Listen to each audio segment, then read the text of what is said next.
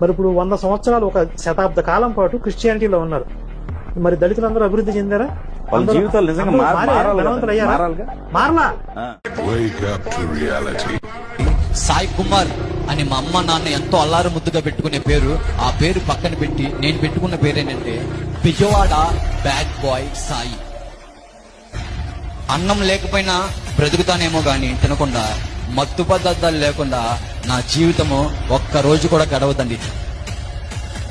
ఒక శివరాత్రి వస్తే ఏ విధంగా నా ప్రవర్తన లేదంటే, ఒక అఘోరా ఏ రకంగా అయితే ఉంటాడో ఆ రకమైన గెటప్ వేసేసుకుంటా ఉండేవాడిని. ఒక యవ్వన స్త్రీ రోడ్డు మీద నడుచుకుంటూ వెళ్తుంటే ఇదే చేతులతో వాళ్ళ బాడీ పార్ట్స్ మీద కొడుతూ వాళ్ళు బాధపడుతుంటుంటే చూసి కామెంట్ చేసే బ్రతుకులు, ఇదే శరీరంతో నపంసకులతో కూడా పాపం చేసిన వ్యక్తిని, అటువంటి బ్రతుకు, అటువంటి పాపిష్టి బ్రతుకున్నది. నేను నమ్మిన దేవుడు కరుణామయుడు, నేను నమ్మిన దేవుడు కనికరము గల దేవుడు, నేను నమ్మిన దేవుడు సాయి నమ్మదగిన దేవుడు, ఆయన క్షమించే దేవుడు. నా రహస్య పాపాలు తెలిసిన వాళ్ళు వచ్చి వీడు ఇలాంటోడా అని అంటారండి. కానీ నా రహస్య పాపాలు ఎరిగిన సర్వశక్తి గొప్ప దేవుడు తృణీకరించలేదు, చీ అనలేదు, కానీ హత్తుకొని నా బ్రతుకుని